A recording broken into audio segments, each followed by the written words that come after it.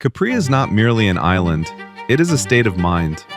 Floating in the cerulean embrace of the Tyrrhenian Sea, just off the tip of the Sorrento Peninsula, this limestone monolith has been a beacon for travelers since the dawn of recorded history. To arrive in Capri is to step into a postcard that breathes. As the ferry approaches Marina Grande, the primary gateway to the island, the first thing that strikes you is the sheer verticality of the landscape. Houses in shades of buttercream, peach, and white cling to the cliffs like barnacles made of dreams, while the scent of salt and blooming jasmine fills the air. For centuries, legends have whispered that this was the home of the Sirens, those mythical creatures whose songs lured sailors to their doom. Looking at the jagged coastline and the hypnotic play of light on the water, it is easy to see why the ancients believed such beauty could be dangerous.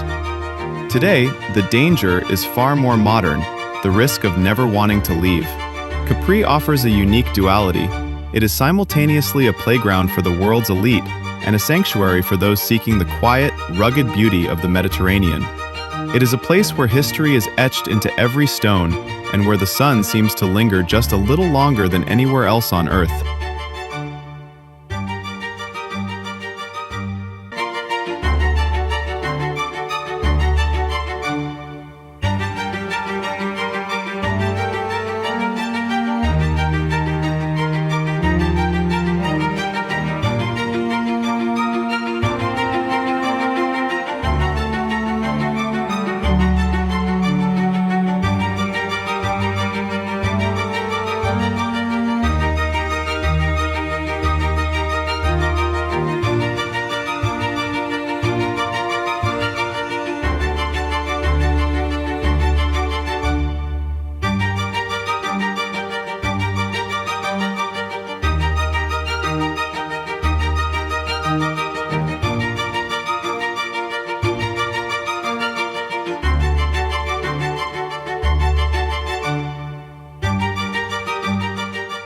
The history of Capri is inextricably linked to the Roman Empire. While Augustus was the first to fall in love with the island, calling it Apregopolis, the city of doing nothing, it was his successor Tiberius who truly left an indelible mark.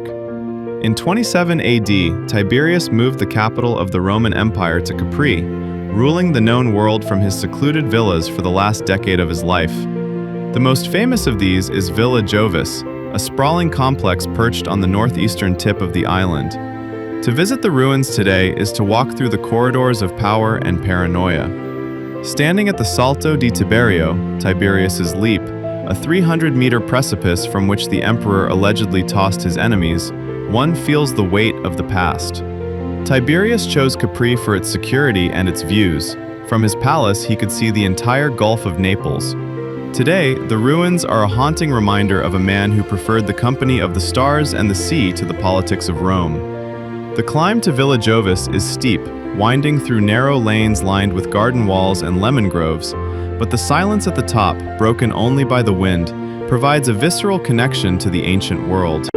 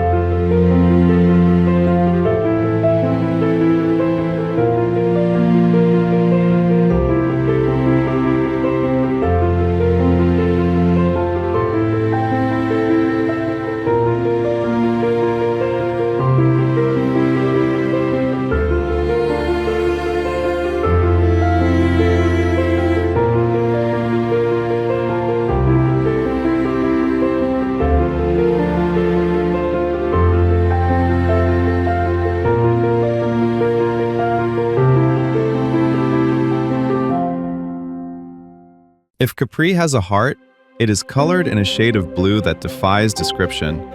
The Grotta Azzurra, or Blue Grotto, is perhaps the most famous sea cave in the world, and for good reason.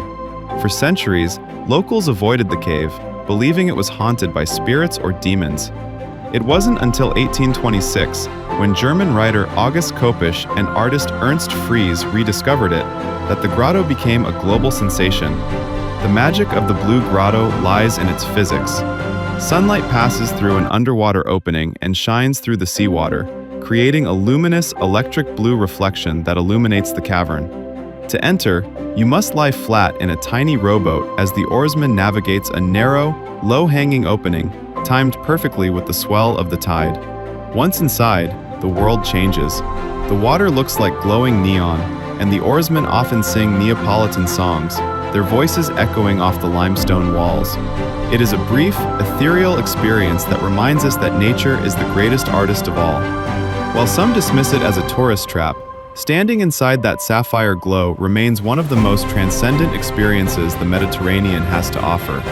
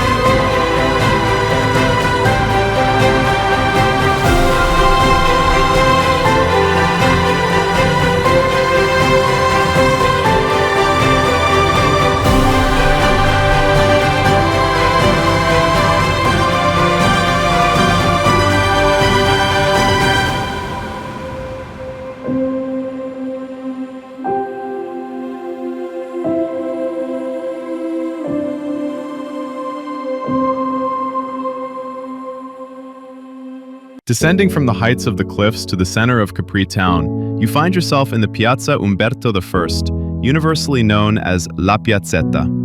This tiny square is the social engine of the island. It is often called the world's living room, and for good reason.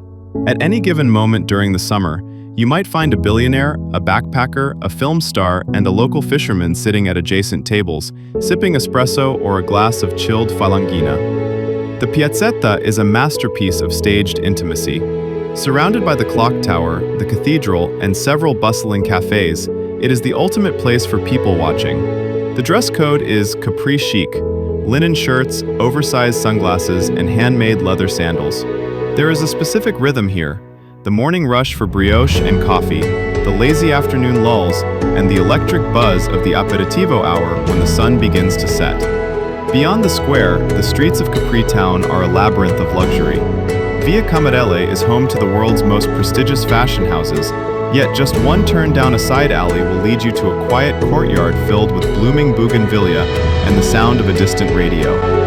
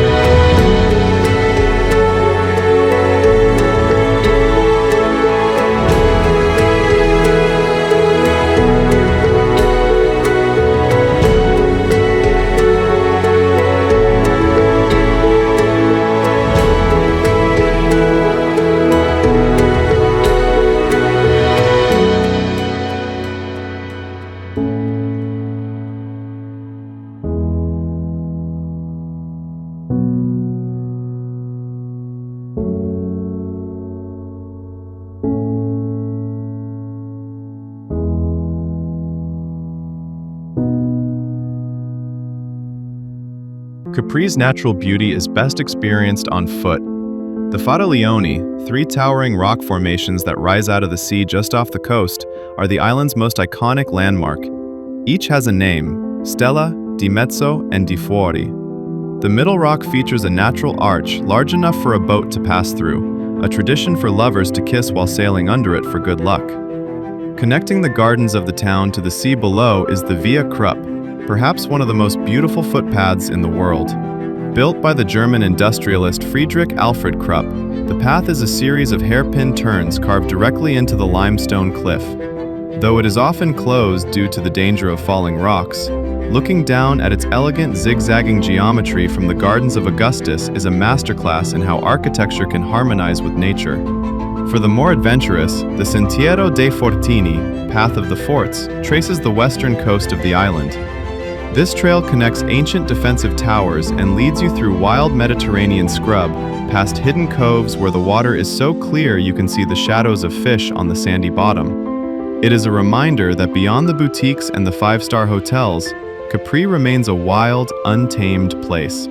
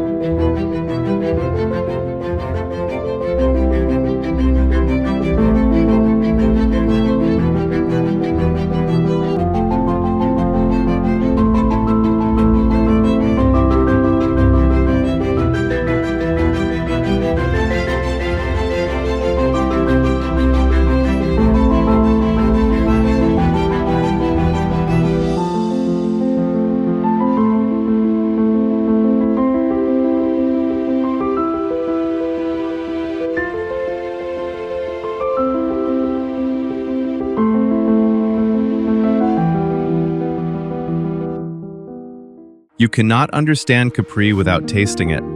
The island's cuisine is a celebration of simplicity and the quality of local ingredients. The insalata caprese, tomatoes, buffalo mozzarella, fresh basil, and extra virgin olive oil, is a tribute to the colors of the Italian flag and the freshness of the region. Then there is the lemon. Capri's lemons are legendary, large, fragrant, and bursting with juice. They are the primary ingredient in limoncello, the golden liqueur that serves as the perfect digestive after a long Mediterranean lunch. You will find lemon trees everywhere on the island, their heavy yellow fruits hanging over garden walls like ornaments. Another local specialty is ravioli caprese. Unlike traditional pasta, the dough is made without eggs, using only flour and water, and filled with aged cacciota cheese, parmesan, and marjoram. Tossed in a fresh tomato and basil sauce, it is a dish that tastes like the island itself, warm, comforting, and unforgettable. And for dessert, the torta caprese, a flourless chocolate and almond cake that is rich, moist, and serves as a reminder of the island's decadent side.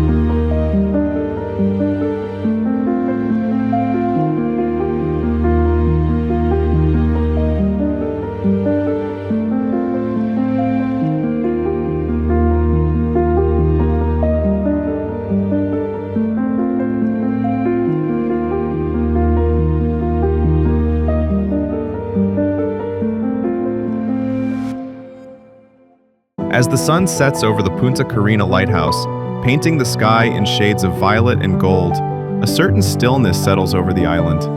The day trippers have returned to the mainland, and Capri belongs once again to the locals and those lucky enough to stay the night. Capri is a place of layers. It is the Roman ghosts of Via Jovis, the mid-century glamour of Jackie Kennedy and her leather sandals, and the timeless rhythm of the tides against the Fara-Leone.